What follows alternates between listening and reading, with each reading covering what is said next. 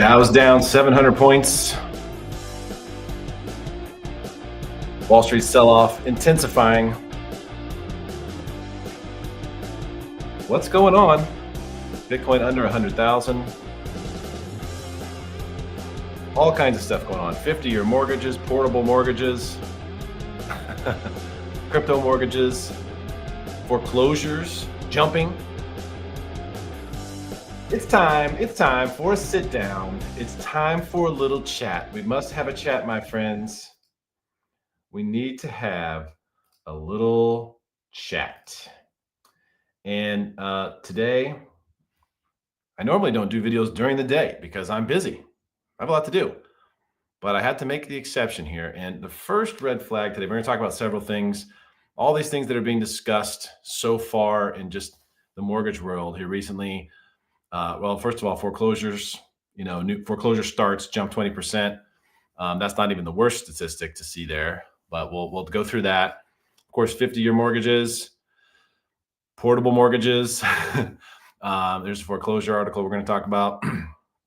Also, the startup here. There's a few different things I want to show you. The startup that's doing commercial real estate is pretty interesting. Fannie Mae ending credit score requirements. Is this a sign of the times? Is this a reminder of what happened back before the big crash? And also we'll take a look at probabilities for a December rate cut have actually been getting worse by the day. And that has a lot to do with Fed governors out there chitty chatting it up with different podcasters and whatnot, saying things like, yeah, we don't know if cuts are really warranted anymore. Now, this all does lead to what I've been expecting. What we've been talking about is likely to happen next year. And there is a very consistent process that the market seems to go through before we get big Fed intervention, which seems to be what's coming. So we're going to go through all that stuff. All right, so let's go first things first, get the charts out. Let's get this part over with because it is pretty ugly. All right, very, very ugly stuff. If we look at the NASDAQ here, appears to be making a pretty perfect bearish pattern, which is going to send the futures down into the 21,000 range. A lot of support down there between 21 or 22, let's say, and 21,000. I think that's likely the bounce area, but that's a long ways from here. That's a long ways from here. It's maybe 20%. So it's a lot to bite off. Tesla is trying to bite it all off today. Dude, take a little time before you rip my face off. But it is what it is. I've been saying for quite some time, for my friends who are asking about the stock regularly, this green area here is my add more zone in the 370 to 360 range, or 350 to 370 range, right there. Very likely, we've got a nice trend line. We've got a perfect bearish formation completion. We also have this former resistance, which hasn't been revisited. This was the big resistance we're dealing with for so long. I mean, this goes all the way back to February 2025. So mid-February. So almost the entire year dealing with this resistance. We blasted through it when Elon bought $1 billion of stock ahead of the most important Tesla vote of all time. And he's the one who notched it up here. So I completely expected us to retrace all the way back through here. I did hedge it a little bit, but didn't do a great job, didn't hedge it enough. And so Tesla's having a big, big retreat today. And now when we look at Bitcoin, this is the last chart I'll show you for now. Bitcoin made the big announcement on Facebook that I was completely done with it, 113,000. And the reason was because the bearish formation was just too perfect. Now, there's influencers that I trust out there who also have been talking about a bearish sentiment being more prevalent, more likely, more probable in the coming days. I really do think we're going to at least see 85,000 on Bitcoin. And my worst case, -4, is down at 58,000. So I will be looking to start adding in probably when we hit 85,000. As soon as I see a bullish formation of any kind after hitting 85,000, I would start getting in. Even if it were a false flag and it went lower, I would just continue to add to it. I'm not going to go all in at once. But I'm not anywhere near there. I'm completely out of Bitcoin. And for all my friends who are in it and have a long-term vision, it's perfectly okay, by the way. When we see these things coming up, it's perfectly okay to just hold. If you have a long-term investment you believe in, whether it's Tesla, whether it's Bitcoin, whether it's Palantir or NVIDIA, whatever, it's perfectly okay to just hold it and not try to play these little moves. Because yeah, okay, I got out at 113, but I still have to get back in less than that for that to have worked. Like if this thing rips tomorrow up to 130, then I was wrong and I got screwed, right? I screwed myself. So playing the market, getting in and out, not really advised for most people. Stay with your long-term conviction stuff. And these charts are just really, really ugly. So I just wanted to rip the band-aid off and get it out of the way.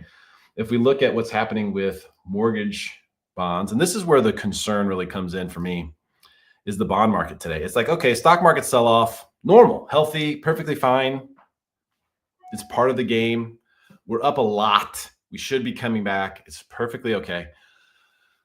But when we have stocks selling off at this magnitude, and then we also have bonds selling off at a pretty good clip, this is not a normal rotation. This is not a normal money rotation, okay? Coming out of stocks and into bonds for some short-term safety.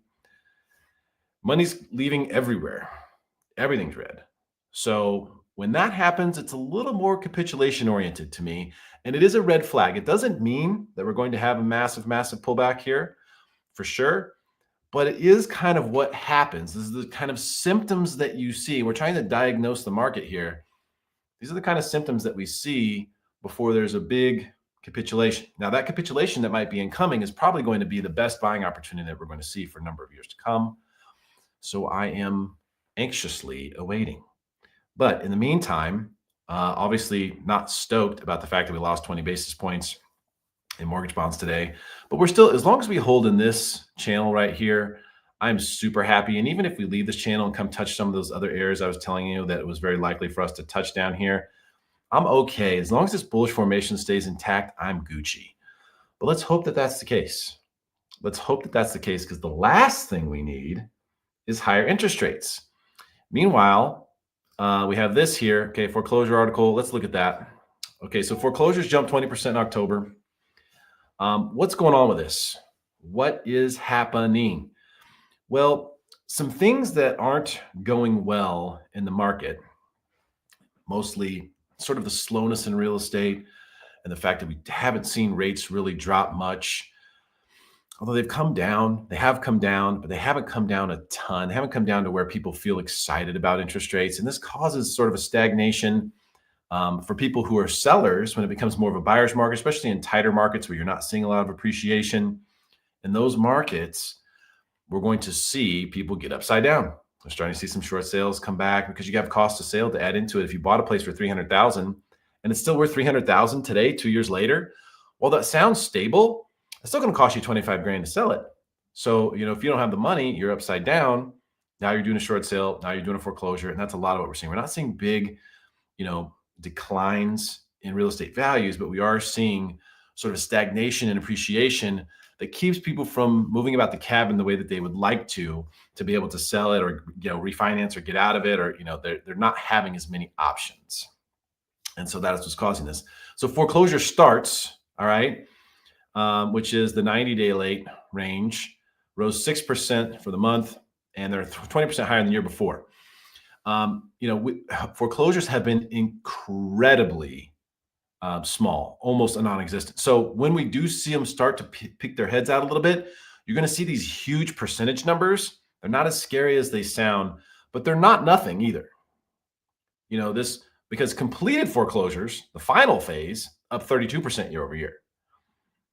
These are pretty big percentages, but overall the numbers are still small. Notice here, Florida, South Carolina, Illinois are the main areas that we're seeing foreclosures. These are also areas where appreciation hasn't happened quite as much, and you have a lot of new construction activity. And when you have a lot of new construction activity, resale homes don't do as well because they're competing with brand new homes and all these incentives that the builders provide and so forth. So it can get a little bit more difficult for people in some of those places. So let's keep that in mind. But this is not nothing. This is not nothing. But what this is doing, and by the way, this is certainly a part of the reason why we are seeing a big sell-off today in paper assets. This is definitely a part of it, because of the fact that the White House has gotten pretty desperate to do something for the real estate sector and it has become glaringly obvious that they aren't going to get the cooperation they're wanting from the Fed. Okay, we showed that earlier. We thought December cuts were like a guarantee, basically. I mean, this was a 90 something percent before the last cut. Since then, we've had a Jerome Powell press conference, a bunch of other Fed governor press conferences, and these bozos who have no idea what they're doing. I say that very confidently. You could get rid of all of the Fed governors and I could do the job myself. It would be so easy. The role that they play is actually insanely simple and they overcomplicate it. I don't know. For job security, I don't know. But we're down to 47% there, okay, for cuts. So obviously Trump and Powell have butted heads a lot about the cutting of interest rates. And Powell's been very hawkish, even though he cut rates 4 times while Biden was president and inflation was much worse. People were saying, was it political? I think it has to be. Nothing else makes sense. The numbers certainly don't make sense. But this has gotten the Trump administration to be a little bit desperate for a solution. And so we're starting to see that desperation surface in ideas. Now, these ideas, they're not terrible ideas. They're not great ideas. I do have a great idea that I don't know how to get to these guys. It's the most obvious thing in the world, but this 50-year mortgage is not a great idea, but it's not a terrible idea in the sense that it could make payments more affordable. And being on the ground floor, I can tell you for certain, when people buy a home, it is the monthly payment that is the most important thing to them. That is the thing that they are looking at the most. Okay. It's not the only thing they're necessarily looking at, but it is the most important thing that they're looking at. What's the payment? If the payment is something that I can swallow, then I will feel a lot more comfortable moving forward. A lot of times, though, these days, because prices haven't really come down, rates are still relatively high, considering the last 5 years, let's say. And so people see the payment and they go, ooh, yikes, maybe we should just hang out for a second. And that's kind of what's going on. So the 50-year mortgage isn't a terrible idea, but it's not likely to happen. I don't think it's likely to happen. If it does, is it dangerous? Potentially. I mean, already I think 30-year mortgages are crazy. When I first started in the business, the 30-year mortgage was really catching its wind, in like the early 2000s. It had been around for a little bit, but if you go back before that too much in like the early 90s, I don't think they had 30-year mortgages back then. And, it was usually 15 or 10 years, and then they had the 20-year and then the 30-year. And everyone was like, wow, this is insane. 30 years. How old am I going to be in 30 years? 50 years? I shared a joke article from the Babylon Bee. They said, they're going to force your grandchildren to co-sign. Like a 3 and a 4-year-old, like sitting there at the closing table signing. And while it's funny, it's also like pretty serious. So the 50-year mortgage, not a great idea. Is a great idea. The banks are going to like it. Banks are going to love it. They'll make a ton of money on the 50-year mortgage. Ton. But why not just make interest-only options available? If you're going to do a 50-year amortization, why not just say, hey, why pay any principal at all? If we're banking on it appreciating anyway, just do an interest-only. And that exists. Interest-only rates are higher. If you guys really want to do something, hope you're watching, just go ahead and say interest-only. That's it. We'll give you a Fannie Mae mortgage, same rate. You can choose. Do you want to make a fully amortized payment? Do you want to make an interest-only payment? What does that remind you of? Yeah, that kind of stuff was happening before the crash. Pay option arms. Pay option arms was, hey, you have the option. You can pay the interest-only payment. You can pay the 30-year fixed payment. You can pay the negative amortization payment, whatever you want. So I don't like the direction of that at all. Very much against it. Very much against it. If it happens, it is what it is. Will it spark the market? It would. It would. And so that's why you're seeing kind of like, yeah, it's a good litmus test.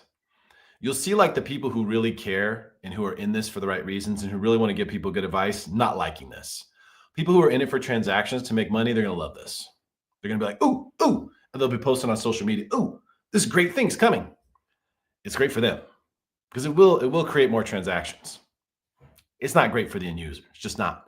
And you can do all kinds of math on this. And you can do all kinds of, well, if you just take the money you would save and invest it, you can do all that stuff. You can do that with anything. But it doesn't, if someone needs a 50-year mortgage, are they going to be that financially savvy? Come on. So, of course, CNN. Then we're talking about portable mortgages now. Okay, so this is the sort of the continued desperation. Why would the administration be so desperate? Well, they can't get things done with Powell. They can't get interest rates down until at least the middle of next year, if that goes well, which it should. And the Fed itself is being just kind of standoffish. They don't see any blood in the streets. They're not really ready to jump in and do anything. So they're going portable mortgages. All right, what in the world is this? This is a concept at this time where they're saying basically, all right, take your mortgage with you. There are a lot of logistical issues with this. A lot of logistical issues with this. It is akin to a loan assumption. Okay. So a loan assumption is when you take over the loan, when you buy someone's house essentially, but you take over the loan that they already have on the property. That's called a loan assumption. Every VA loan, by the way, is assumable. And that's one of the really cool and powerful things about the VA loan. Many powerful things, but a lot of other loans are also assumable. People just don't know it. VA loans have to be assumable per the VA. Other loans don't have to be, but a lot of them are. And so this is kind of what that would be. But here's the trouble. Let's say you owe $400,000 on your current home at 3%. You want to go buy the next house. But for the next house, you're going to need to borrow $600,000. Even after you sell your current house and get the down payment. So you've got $400,000 at 3%. They're saying that you can port over, so it's portable. You can port it from here to there to the new mortgage. But then what about the extra $200,000? What happens with that? This is where the problem comes in, because shuffling this paper is not that simple. The bank is not going to give you the 3% on the additional 200 grand. They're going to be way upside down on that. And if they're not going to be upside down, that's going to be because the government subsidizes, which means you and I are paying for it. That's not cool. That's not cool at all, I don't think. So what it then becomes is just like a loan assumption, where this additional money that you need you have to get a second mortgage. You can't have two first mortgages. So you're going to have to get a second mortgage. Also, this paper is going to have to get reshuffled in the secondary market somehow because it's going from here to here. And that's going to be problematic. I do not think that this is possible. And if it is doable, I don't think it's going to be that great. I think it's going to be like a loan assumption. And if you've done a loan assumption, it's not that great of a process. It can be great for the end user if it's a good situation. Like if you have a $400,000 mortgage and on the new home with your down payment, you're only going to need a $400,000 mortgage. Maybe it works out perfectly for you and you get to keep your 3%. And that makes sense. That makes sense. But most people are going to need to borrow more. And what do you do there? And I don't see, and I haven't heard any decent solution for that. So this is another good concept. Their heart is in the right place, if you will. They're trying to come up with solutions. They're trying to innovate in this really old school, business arena of real estate finance. It's just not that easy to do. It's really not.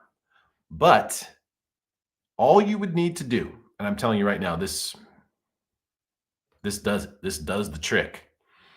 All you would need to do is incentivize sellers. Do something for sellers. Give them a tax break. Hey, if you sell your home in 2026, no capital gains tax, no limits for anybody. What? Yeah, that would be a big difference maker, because people who are looking to sell right now, they have a lot of equity. People who bought before COVID, right during COVID, right after, they have a lot of equity. They have a very low rate.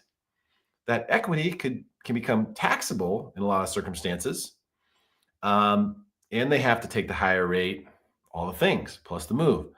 So if you give them a bone, say, hey, we know you got to take a higher rate, but here, don't take a tax burden with you. Let's eliminate that. Let's eliminate the tax burden for you just for 2026. What would happen is you would get a lot of sellers bringing inventory to the marketplace. Would that cause prices to come in a little bit? Maybe. But what it would do is it would give buyers more options. It would give more opportunity for people to engage in a transaction. Okay. And those people who are on the sidelines, a lot of them have a lot of equity. They could take a little bit less on the sale. if that's what it meant for them to get to where they wanted to go. So that would be the solution. Now, there's one more thing, and this one, I have a lot of people asking me about this. A lot of realtors, even had a friend today send me a video. It's just a crazy video that was just full of bullshit, to be honest with you. Someone who clearly has no idea what's actually going on here or how this works, and has a huge following and is giving people misinformation about what it actually is. So let me set the record very straight for you here. So Fannie Mae did end its hard 620 credit score cutoff. What does that mean? That means prior to this, if you had a 619 credit score, you could not get a Fannie Mae loan. Can't do it. You can get an FHA loan, a Ginnie Mae loan. Couldn't get a Fannie Mae loan. So they decided to get rid of that. Why though? Why did they get rid of it? Well, because they want to be able to approve people. Imagine you have a 619 and you're putting 50% down payment. Before, you couldn't get a loan. Now you can. They're not trying to pull a 2008. They're not trying to say, hey, anyone can get a loan, any credit score. No, you still have to have DU approval. I can't even get people with like 630s approve with DU, in decent situations. So yeah, I think this is strictly a play, and I don't have this is not a confirmed fact, but in my professional opinion, with tremendous experience in this arena, my estimation is that the reason they are doing this is because they don't want to say no to the really sweet deals. Look, if you have a 500 credit score and you're putting 50% down or 40% down, I'll do the loan if no one else will. That's a great loan. Almost no risk. Very little, if any, risk with that much down payment. They want to be able to do those deals through Fannie Mae. Lower credit score, big down payment. That's what it is that they're looking for. I can almost guarantee you. Or maybe decent down payment, really low DTI. They're looking for stuff that is really premium in that sub 620 category. Because one thing I can tell you for sure, and this is a good thing, DU, Desktop Underwriter, which is the automated underwriting engine for Fannie Mae, it has only gotten tighter. In the last few years, it's gotten harder and harder and harder, tighter and tighter and tighter. And this is a good thing because that is the opposite of 2008. That is not 2008-ish, and neither is this. So please, pretty please be careful where you get your information from. So much misinformation on all of these items. And it's a sad thing to see, but it is the way of the world these days. So we got the foreclosures rising. We're going to keep a close eye on this. Seems to be heavily concentrated in a few small areas. And just in case, this one is a slight victory lap for me. Just in case you thought all these years I've been telling you, Wall Street wants to buy all of the homes. Here you go. This is what they're going to do. Well, what have I been saying for 15 years? Startup backed by Bezos and Benioff launched a trading platform for shares of rental homes. They want to buy rental homes and securitize them, literally like IPO it, and then sell you shares of it. That is even more bonkers than what I thought was happening, because if they can do that, then there is a way more gasoline in that arena than even I thought. And I've been the only one that I know of who's been screaming about this. There's a couple congressmen who are too, saying that, hey, these people shouldn't be able to buy homes. Wall Street shouldn't be able to buy homes. Mostly just gets buried. But this is what they're doing. This is way more aggressive. This could actually cause a problem. Remember, the crash happened because why? Wall Street got a hold of mortgage paper. They got a hold of mortgage paper. They corrupted the ratings agencies. They got false AAA ratings on piece of crap bonds, and the crash ensued. Wall Street will screw up anything. They will go in, take as much money out of it as they can, leave in their private jets, and leave us with nothing. So I don't like it at all, not one bit, but Is it something that people are going to like in general? Yeah, people are going to love this because if you have $1,000, you can't buy a house, you can't buy a rental property, but you could buy shares of a rental property and get your little rent payment, your pro rata rent payment. So people are going to like it, and no one's going to see the evil that it really is until that day comes. And it could be 20, 30, 40 years from now. If this takes off the way that it could, based on this concept, far more aggressive than I was prepared for, then yeah, it will be everything I've been warning about. So hopefully that is not the case. Also, Trump administration wants to allow crypto-backed mortgages. So this is, again, we're talking about the White House being pretty desperate. And I don't want to say desperate is not the correct, but they're being very aggressive with solutions. Okay. Because they know the housing needs a spark. It needs a little umph, a little push. It's just stuck and it's just sort of sinking slowly into the ground. And the longer it sinks into the ground, the harder it is to move. They want to get that sucker in motion. So they're coming up with lots of ideas. Crypto-backed mortgages, if we could get that done through FHFA, if you get that done through Fannie and Freddie, crypto-backed mortgages, it's genius. It really is, because it allows people to essentially borrow against their crypto assets. And of course, it would probably only allow Bitcoin and ETH or something like that, but allows you to essentially borrow against that to buy a home. Well, that's kind of awesome, isn't it? I mean, think about it. If you're Fannie and you're giving out the loan, normally you just get the home. And now they're going to say, okay, well, hey, we're using this as well as collateral. So we're getting the house and the crypto? Huh, because it's crypto backed, not crypto mortgages, crypto backed mortgages. It's like a real mouthful because crypto backed implies that that's mortgaged and then you have a mortgage as well. So that is a no brainer. Get that done. Get that done. Nobody, like, there's far less risk from a lending standpoint to have additional collateral and to just sort of normalize crypto assets, because there are a lot of people who have crypto and it's not as easy to use it in a home loan process, especially if you use cold storage and stuff like that. If you have it on an exchange, you get statements, you can do it, but a lot of people don't have it set up that way. So overall, what is this leading to? All right, so here's the big reveal. What's happening? What is going to happen? Well, we know that there are certain material facts here, okay? And one of the material facts is that Jerome Powell is going to be done, okay? There is no way in the world his term extends as Fed chair. Trump will nominate someone in May of 2026, 6 months from now.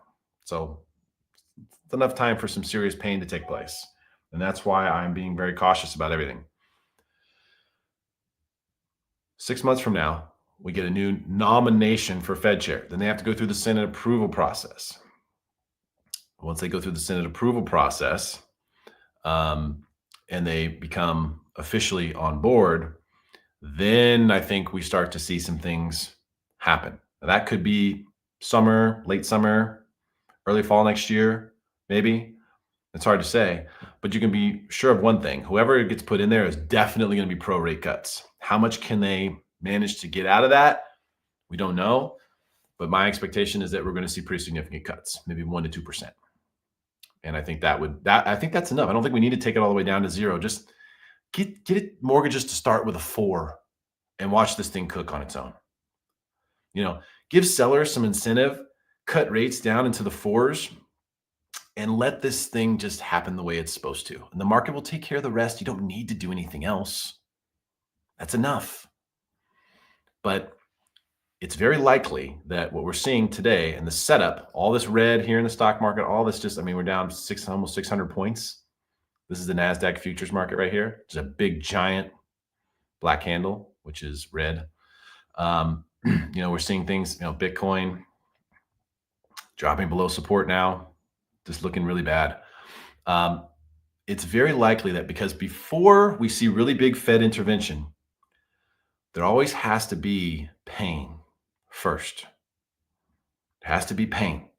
So now if you were a Wall Street market maker and you were looking at this current situation and you were thinking, okay, how does the next 6 to 12 months play out? If you really want the Fed to do something, they're going to be in position to. If you really want them to do something, they have to create pain first, and they can profit from that pain. And that is what I believe is taking place right now. I believe they're going to hit the market as hard as they can. You know, in the next several months, maybe the next 6 months, however long it is, they're gonna hit the market hard, and we'll have days where we're up, and but mostly we'll be down, right? During that time. And that's when Wall Street, that's when market makers will be buying. They will be accumulating right when it seems like it's the worst, right when everything seems really bad, but prices haven't really gone down the last few days. That's them and they're buying it while you're panic selling it to them. And then we're going to get the Fed intervention and get the cuts and potentially get some QE, and then we're going to see massive upside from there. That's my guess. Okay, that's my guess just based on watching these cycles happen. The market seems to be getting ready for Fed intervention, and that can happen across the board. You can see everything go higher in that situation. Everything can go up, just like right now, everything's going down, except for oil. Oil's up 17 cents. Everything else is red. So if we just kind of think about sort of what's happening over the next 6 to 12 months, try to think like a market maker, this would make sense, right? That stuff needs to come down because we're just too high. I mean, when you look at some of these charts, and I don't mean too high, like it's not worth this, but you look at like an NVIDIA chart. NVIDIA almost got to -4, and that should have been my clue that it was done. But you look at these, that's too much. That's too much gain. I mean, how far back are we talking? This is April. In April, NVIDIA was selling for $86. Today, it's $186 after coming down $35 a share. So, we're high right now. We're high, locally high, and most likely we need to pull back before we can go higher. That's just my overall, very vanilla sort of understanding of it. But if I'm right about this, and there's a good chance I am, if I'm right about this, we've got pain, then we're going to have intervention, changing of the guard, all taking place around the middle to, let's say second, third quarter next year, into second quarter, third quarter-ish, probably, we'll start to see things get a lot better. So the question is, how do we advise people? How do we guide people on what to do between now and then? It's going to be a bumpy road. It's going to be a bumpy road. I like the fact that we're seeing ideas from the administration. I like the fact that even though they haven't come up with a great one yet, that they're trying. Hey, 50-year mortgage. Hey, portable mortgage. Hey, let's end this credit score thing. Let's take in some of these good loans with these high down payments. Foreclosures jumping is not great. There it is. Crypto-backed mortgages. Hey, let's do that. They're trying to find a way to extend an olive branch to the market to keep sort of some momentum and some sort of hope going. And I promise you, like, they knew this before we did, right? Like the White House economists, they knew that this was going on and that these numbers were on the precipice. So they're trying to get ahead of what they see as probably some ugly numbers to come out. Those ugly numbers, though, give the Fed the green light. And so ultimately, when the Fed gets a green light, what do they like to do? Yeah, they'll pull the trigger. They absolutely will. They will pull the trigger and they will do things. Okay. There's so many things that they could do. It's hard to say what they'll do. Hopefully they buy bonds and cut rates. That's really all I want. Buy some bonds. Doesn't have to be a big bond buying program. Just a little something. Buy 1 million a day. You guys don't need to buy 10 billion a day. Just buy 1 million a day. No one will want to fight that. Everyone will get on the same side of the trade as the Fed, and we'll see bonds go up and rates go down. They won't have to put that much money into it. I'm telling you, this stuff isn't rocket science. That's all you have to do, just a little bit. Say the right things. When you go on and do an interview on CNBC, say, this Fed is ready to support the real estate market and economy in any way that's needed to make sure that the markets are robust and well-performing. That's all you have to say. You don't actually even have to do anything. If you just say that, then the market will be like, yeah, well, we're not going to take the other side of that trade if that's what they're saying. And they don't even use the fact that they could do that to their advantage. They could literally be all talk. It would work because no one wants to fight the Fed. That's the number one rule on Wall Street is you don't fight the Fed unless you want to go broke, jump off a bridge. If you do, then fight the Fed. If you don't, then don't fight the Fed. But the Fed doesn't position themselves appropriately. Instead, what do? They do a freaking tour. They do an interview tour talking about how they're not really sure about future rate cuts. And that's why we're down to less than 50% probability for December rate cut. The only good thing with this is that it creates potential upside. So if we do get the cut when the market wasn't expecting it, that will be good. We'll see rates drop as a result of that. If we don't get the cut, though, that's still problematic because we had a 50-50 chance to get it. So that would get unwound a little bit and it would actually hurt us if we don't get it. So these are things that are difficult to understand for most people. And that's the reason why I wanted to go through all this stuff, get it all out there. That's all I have for now. I got to get back to work. My box is filling up. Hopefully that's helpful for you guys. Just be careful. Be careful with where you're getting information from these days. It is, I don't know. We've got a lot of chiefs and not enough Indians or something like that. I don't know, right? Have a good day.